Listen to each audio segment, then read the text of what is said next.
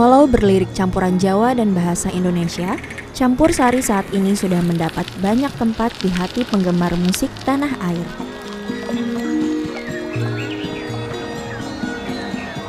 Penggemarnya tersebar di seluruh penjuru Indonesia. Popularitasnya meroket.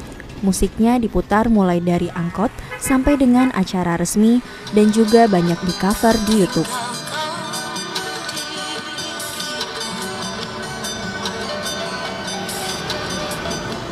Acara-acara musik yang dihadiri musisi Campur Sari seperti Didi Kempot selalu ramai dan meriah.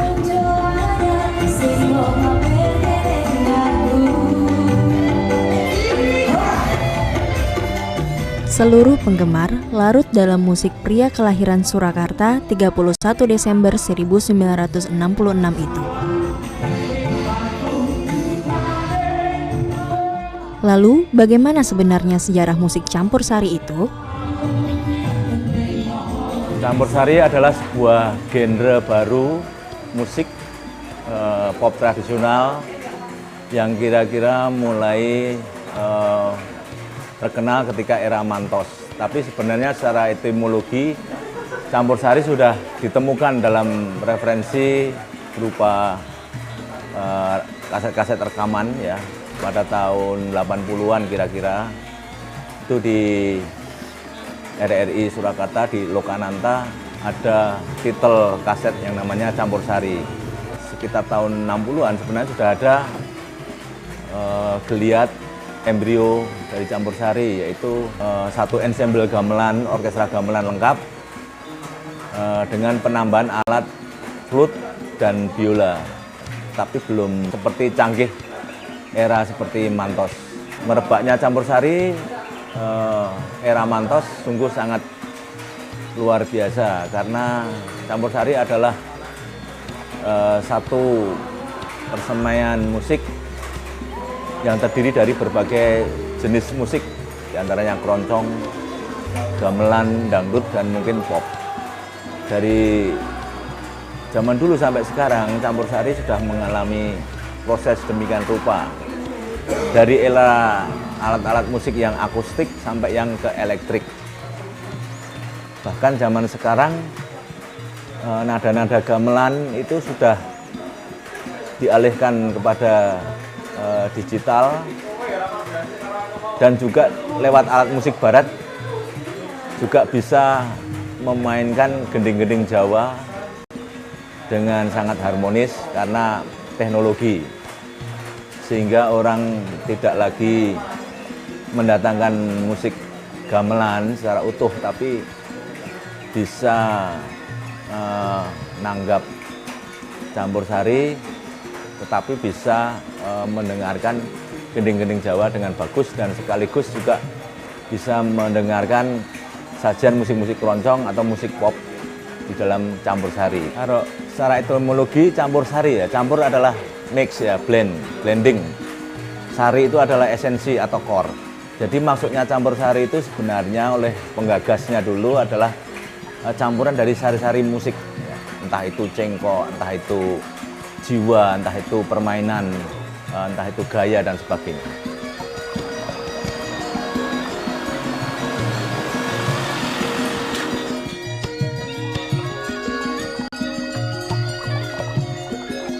Tapi pada awal-awal perkembangan itu menampilkan instrumen-instrumen atau garapan-garapan yang cenderung akustik. Sekarang orang yang memainkan Campur Sari itu sudah sedemikian kreatif, bisa memainkan gending-gending tradisional dan sekaligus juga bisa memainkan musik-musik barat yang menggunakan konsep harmoni musik, musikologi barat. Jadi Campur Sari adalah sungguh satu persenyawaan baru, campuran dari berbagai disiplin musik. Sekarang bahkan lewat teknologi orang bisa menyampling suara gamelan ke dalam papan touch keyboard, sehingga bunyi keyboard itu tidak lagi hanya seperti orang memainkan musikologi barat secara teknik, secara kesejarah musik barat, tapi dia bisa memainkan gamelan, misalnya mengubah suara bunang, suara gambang, suara siter dan sebagainya. Bagi saya itu sangat menyayangkan kalau hanya ciptaan-ciptaan atau ekspresi dari Campursari itu hanya menyuguhkan satu hiburan yang tanpa makna. Tapi saya juga cukup salut dengan kreasi-kreasi yang mementingkan seni, baik dari segi skill maupun dari segi garapan, aransemen, dari segi susastranya, dari segi penampilan visual, itu masih ada Campursari yang sangat bernilai, itu ada.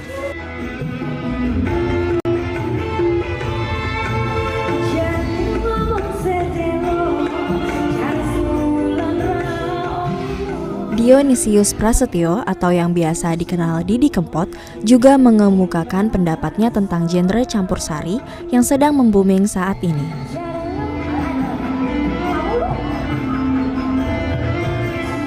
Ya, ini bukan suatu kebetulan ya. Ini masalah prosesnya sangat panjang sekali. Dan saya menulis lagu-lagu Jawa atau lagu campursari atau lagu keroncong dangdut. Saya mulai sejak tahun 89. Dan kebetulan 1 tahun yang lalu ada beberapa lagu saya yang kebetulan itu sebenarnya lagu sudah lama sekali mulai digemari anak muda lagi.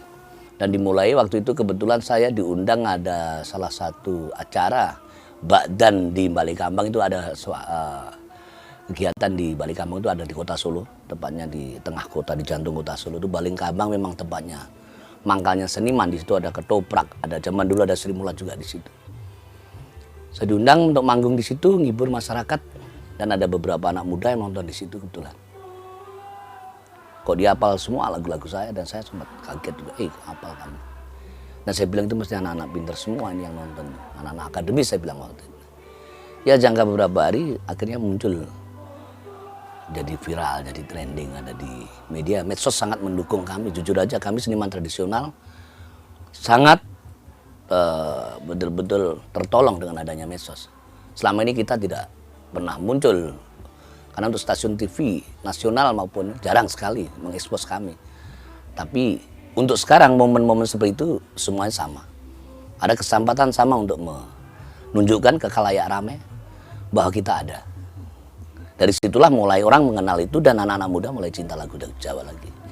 Dan kebetulan saat itu anak-anak muda tidak tahu bahwa ada lagu Suketeki. Itu bahwa lagu itu sebetulnya sudah saya rekam sejak tahun 96 kalau tidak salah. Tahun 96 itu sudah muncul dan lagu itu booming di negara Belanda dan Suriname. Waktu itu judulnya Trimo Ngalah. Akhirnya saya bawa kembali ke Indonesia, coba saya ganti judulnya menjadi Suketeki. Semakin booming di sini. Semakin dikenal, anak-anak muda jadi lebih tahu. Dan akhirnya dia mungkin buka-buka, ada di YouTube. Loh, lagu ini ternyata ngetop juga di Belanda, Suriname. Jadi akhirnya di situ. Akhirnya dia tidak gengsi, mungkin ya, saya tidak tahu. Ternyata lagu daerah bisa diterima dimanapun, baik di dalam maupun luar negeri. Yang jelas lagu saya justru meledaknya di luar negeri duluan daripada di dalam negeri. Dari situ mungkin anak-anak muda jadi, Pak Didi Kempot, dia bertanya, sering di sana, ya betul.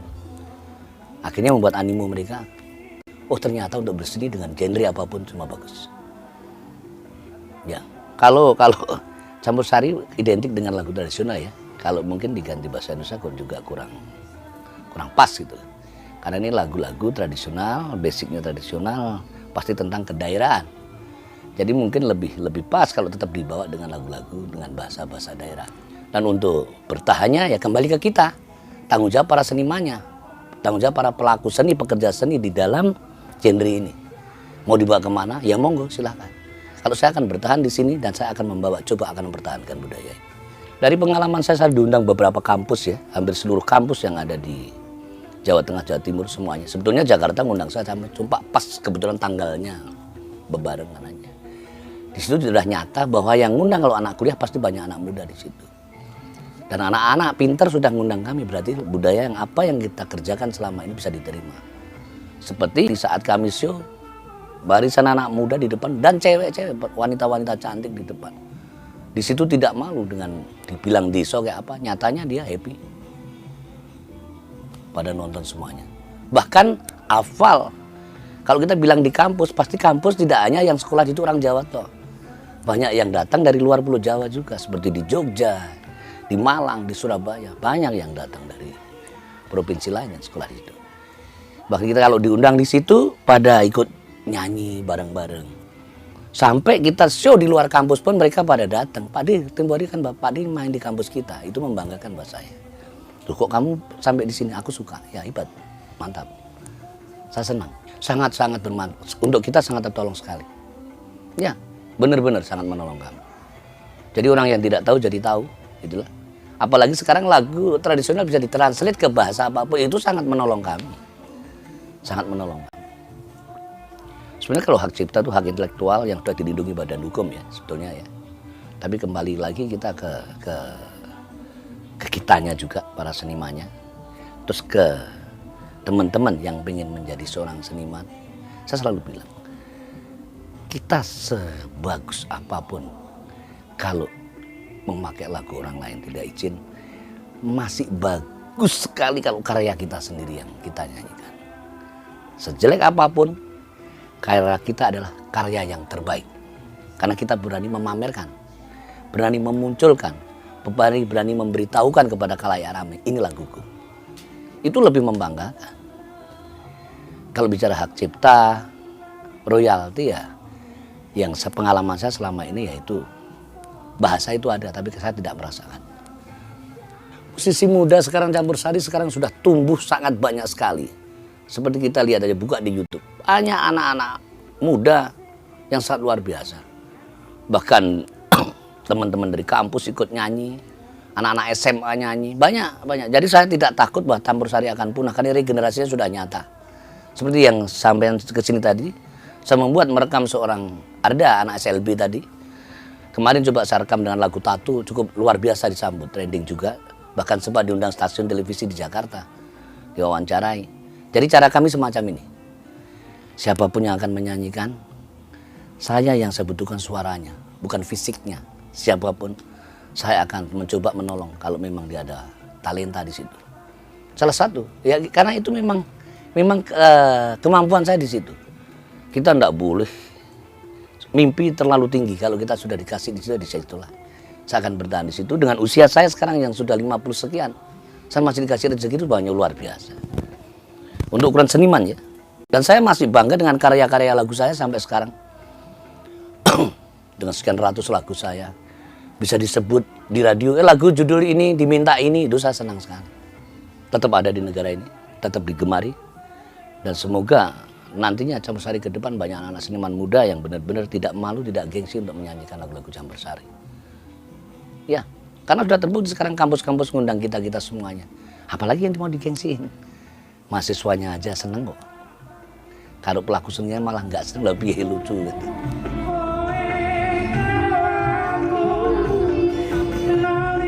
Sobat Ambiar, begitulah kata mereka bagi penggemar Didi Kempot, menceritakan bahwa kota Solo sudah sangat melekat dengan campur sari.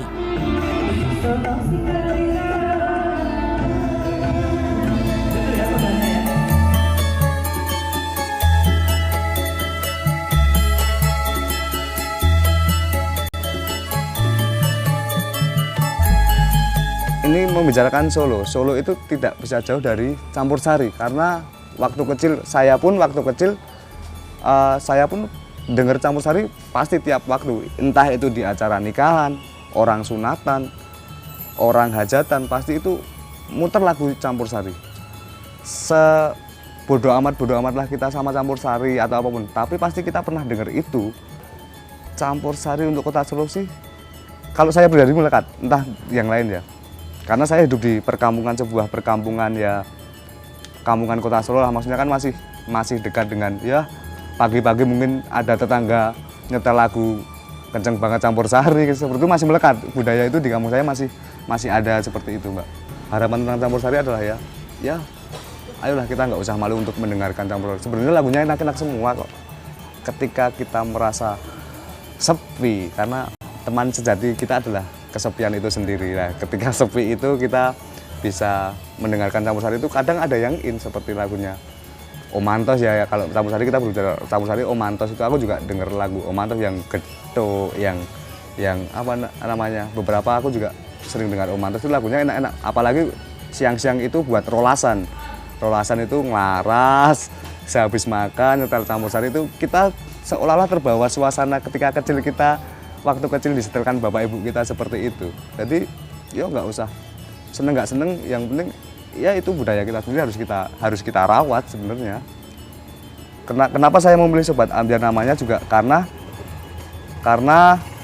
setiap orang pasti pernah melalui apa itu keambiaran.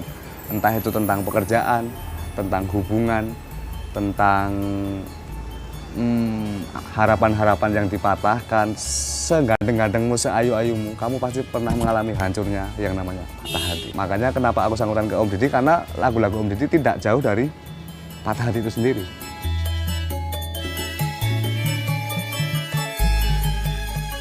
Selain Didi Kempot, Manto sudah jauh lebih dulu mengenalkan campur sari pada masyarakat Indonesia. Namun baru sekarang inilah campur sari banyak digemari, mulai dari anak muda sampai orang tua. Baik laki-laki maupun perempuan, semua menikmati genre musik campur sari.